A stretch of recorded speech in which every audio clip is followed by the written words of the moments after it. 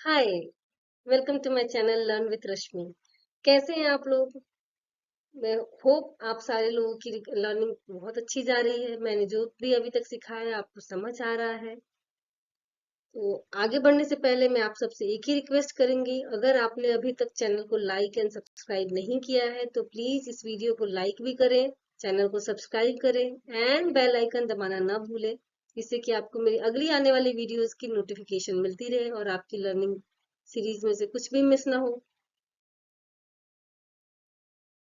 तो let's take a quick recap of the previous class. हमने पिछली क्लास में जो भी सीखा था, पिछले वीडियो में जो सीखा था, उसे यहाँ पे हम एक बार वापस से रिवाइज कर लेते हैं। हमने सीखा था तीन पार्ट ऑफ सेंटेंस। सेंटेंस के जो तीन पार्ट्स होते हैं उनको सीखा था।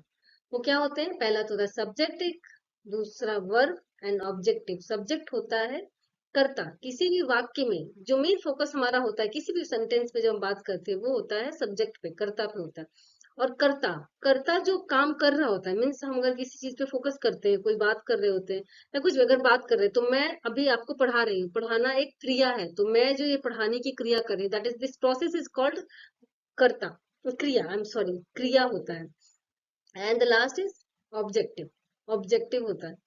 एंड इसके अलावा हमने सीखा था parts of subject and types of verb. अगर आप लोगों में से किसी ने वो पिछली वीडियो नहीं देखी है, आपसे मिस हो गया है, तो यहाँ जो आपको दिखाई दे रहा है, इस वीडियो पे आप क्लिक कीजिए, आपको पूरी डिटेल में वीडियो मिल जाएगी। क्योंकि अगर आपने एक भी वीडियो बीच में मिस किया तो आपको प्रोसेस समझ नहीं आएगा। मैं आपको बिल्कुल बेसिक से इंग्लिश सिखा रही हूँ, ग्रामर जीरो से स्टार्ट किया हुआ है, तो आपको एक भी क्लास मिस नहीं करना। एक भी अगर आपसे मिस होता है तो आप प्लीज इस वीडियो को देखिए, तो आपको डिटेल में समझ आएगा। एंड अपार्ट फ्रॉम दिस मैं एक चीज और बोलूंगी, आप सब्सक्राइब कीजिए चैनल को, वीडियो को बेल आइकन दबा दीजिए सब्सक्रिप्शन के साथ साथ, so that आपको सारी नोटिफिकेशंस मिलती रहेंगी और आपसे एक भी क्लास मिस नहीं होगी। तो आगे बढ़ते हैं। So let's understand the use of this that this and those. हम ये समझेंगे यहाँ पे दिस दैट दिस और दोस होता क्या है और उनको कैसे यूज किया जाता है। तो पहले ये सीखने से पहले कि इनका यूज कैसे होता है, हम ये जानेंगे कि हमारे लिए सीखना क्यों जरूरी है, हम ये सीख क्यों रहे हैं। अभी तक हमने काफी चीजें सीखी, अल्फाबेट्स क्या होता है, सेंटेंसेस कैसे बनते हैं, पार्ट्स ऑफ सेंटेंस कैसे होता है, सेंटेंस का स्ट्रक्चर कैसे बनता है। इतना तो हम समझ गए कि हमारा अगर सेंटेंस बनाना है तो हमारे प्रोसेस क्या होंगे। लेकिन हम जब सेंटेंस बनाने जाएंगे तो कहाँ पे दिस का यूज करेंगे? क्योंकि एक सेंटेंस बनाने में काफी तीन चीजें तो मेन होती है, जो मैंने अभी प्रीवियस क्लास में बताई थी, subject, verb and object. But जब हम सब्जेक्ट फॉर्म करते हैं तो हमारे हमें नीड होती है सब्जेक्ट बनाने के साथ साथ कहीं दिस दैट दिस दोस ये यूज करने के लिए, कि हमें कहाँ करना है, कैसे करना है। तो उसके लिए हमें इनके इस्तेमाल कैसे करना है, इनका यूज होता कैसा है, वो जानना इम्पोर्टेंट है। तो हम समझते हैं ये होता क्या है। दिस एक सिंगुलर वचन वर्ड है, एक वचन। सिंगुलर प्लूरल हम पहले समझ चुके हैं। तो दिस एक सिंगुलर है। अगर मैंने कुछ लिखना है, दिस इज अ कैट, यह एक बिल्ली है, यह एक बिल्ली है, तो दिस इज अ कैट, यह के लिए हम ये इस्तेमाल करते हैं दिस।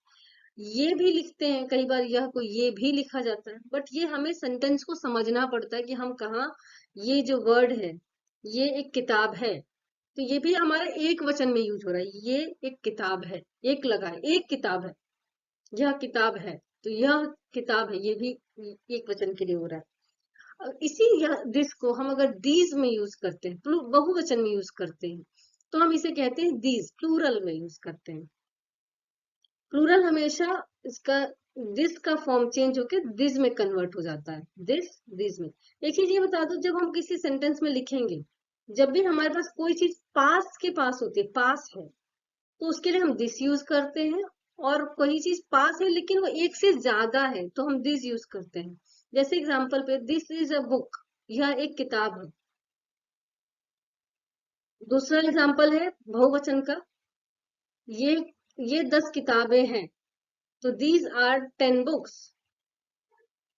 तो आपको समझ में आ रहा है पास में ही, लेकिन ये क्योंकि वो ज्यादा है, एक से ज्यादा है, बहुवचन है, इसलिए हमने दीज यूज किया। सिमिलरली जब कोई चीज हमसे थोड़ी डिस्टेंस पे होती है, दूर होती है, फार, उसको हम क्या, उसके लिए हम यूज करते हैं दैट। दैट को हिंदी में कहते हैं वह, वो, वे। तरीका वही है यूज करने का। दैट मीन्स वह, वे एंड वो। ये हमें सेंटेंस में समझना पड़ेगा कि हमें यूज कैसे करना है, कैसे हो रहा है, कि वो एक लड़का है, वे पढ़ रहे हैं। तो वे कोई ऐसा हो सकता है, कोई हमसे बड़ा है, वे पढ़ रहे हैं। तो हमें पता चल रहा है हम एक पर्सन की बात कर रहे हैं, कोई हो सकता है हमसे सीनियर है, तो विद रिस्पेक्ट उन्हें वे कहते हैं। वैसे ही कुछ लोग जैसे दूर होती है कोई चीज, तो उसके लिए हम दोज यूज करते हैं, दैट का दोज यूज करते हैं। मीनिंग सेम ही होता है, वह वो वे, मीनिंग हमेशा सेम रहता है हिंदी में, बट इनकी सिर्फ एक वचन और बहुवचन दिखाने के लिए, समझाने के लिए दैट एंड दोज और दिस एंड दीज का यूज होता है। वही चीज को आपको डिटेल में यहाँ समझाया गया। इफ अ पर्सन प्लेस और thing is nearby, we can use this for singular and this for plural.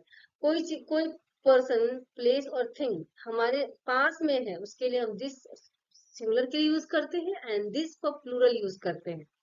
Similarly अगर कोई पर्सन प्लेस और थिंग हमसे दूर है, तो उसके लिए हम सिंगुलर के लिए दैट यूज करते हैं एंड दोज यूज करते हैं प्लूरल के लिए। अब हम सीखेंगे WH फैमिली किसे कहते हैं। What is WH family? तो ये हमें जानना क्यों जरूरी है। WH फैमिली बेसिकली यूज होता है इंटरोगेटिव सेंटेंसेस में। मतलब हम जब किसी से कुछ क्वेश्चन कर रहे होते, पूछ बात करने के दौरान कई बार हम क्वेश्चन करते हैं, बातों में पूछते हैं उनसे, उन्हें उनसे पूछने के टाइम WH फैमिली की जो बहुत इंपॉर्टेंट होता है। अब हम इन वर्ड्स, ये वो वर्ड्स है जो मेनली WH से स्टार्ट होते हैं, WH से ही स्टार्ट होते हैं। अब हमें ये जानने की जरूरत है कि WH फैमिली को हम स्पेशली क्यों समझते हैं, क्योंकि WH फैमिली एक वो वर्ड है जो WH से स्टार्ट होता है। जैसे कि हमने यहाँ पे एग्जांपल देख सकते हैं, WH वॉक से what, why, who, which, when, where, who, whose. यहाँ एक चीज देखिए, यहाँ हाउ है। जैसे कि यहाँ पे अभी तक बताया जा रहा था WH फैमिली, WH एक साथ, तो यहाँ आप देखेंगे यहाँ तो H से शुरू हो रहा है। तो ये एक चीज आप नोट कर लीजिए कि WH एक साथ सीक्वेंस में हो, this is not at all important. यहाँ देखिए HO देन W है, बाद में W है, तो ये एक सीक्वेंस में नहीं रह सकते। बट यस, W और H दोनों ही होगा, हमारे पास W भी हो, H भी होगा एंड W भी होगा। WH होगा जरूर, सीक्वेंस आगे पीछे कुछ भी हो सकता है। ओके, अब आते हैं WH फैमिली को WH फैमिली ही क्यों कहते हैं। क्योंकि ये इंटरोगेटिव क्वेश्चंस में यूज होते हैं, और सबसे इंपॉर्टेंट ये है कि इनका कॉम्बिनेशन ही होता है क्वेश्चंस पूछने में। इसके लिस्ट बहुत लंबी है, मैं कुछ आपके लिए वर्ड्स लेकर आई हूँ WH के, अलॉन्ग विथ उनके प्रोनाउंसिएशन भी, कि उन्हें प्रोनाउंशिएट कैसे किया जाता है। ठीक है, आपको एक चीज और बताऊंगी, इंटरोगेटिव क्वेश्चन में हमेशा ही WH फैमिली के वर्ड से ही सेंटेंस स्टार्ट होता है। जैसे कि व्हाट इज योर नेम, आपका नाम क्या है। हाँ, WH वर्ड्स, जब हम इंटरोगेटिव क्वेश्चंस का इन सेंटेंसेस बात करते हैं, तब हमारा सेंटेंस हमेशा WH वर्ड से स्टार्ट होता है। बट वही जब हम कंजक्शन यूज करते हैं, कंजक्शन वर्ड्स में सेंटेंसेस में यूज करते हैं, तो वहां इन वर्ड्स का मीनिंग थोड़ा बदल जाता है और वो मिडिल ऑफ द सेंटेंस आता है। बट उसके बारे में हम डिटेल में आगे की क्लासेस में सीखेंगे। आज और अभी हम सिर्फ WH के बारे में समझ रहे हैं। ठीक है, तो आगे बढ़ते हैं।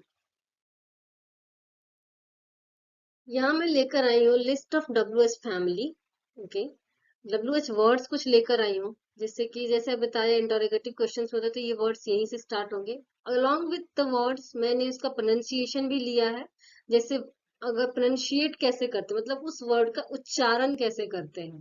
जैसे वॉट है, WHAT वॉट, कुछ लोग वाट पढ़ लेंगे, इसलिए मैंने इसको प्रॉपर इसका प्रोनाउंसिएशन के साथ इसकी मीनिंग भी रहे बताया है, सो दैट आगे की क्लासेस में जब हम सेंटेंस बनाना स्टार्ट करें, तो आपको ये बेसिक सारे कॉन्सेप्ट क्लियर हो, आपको आता रहे ये सारी चीजें। ठीक है, तो हम यहाँ पढ़ते हैं what, WHAT what, what means क्या।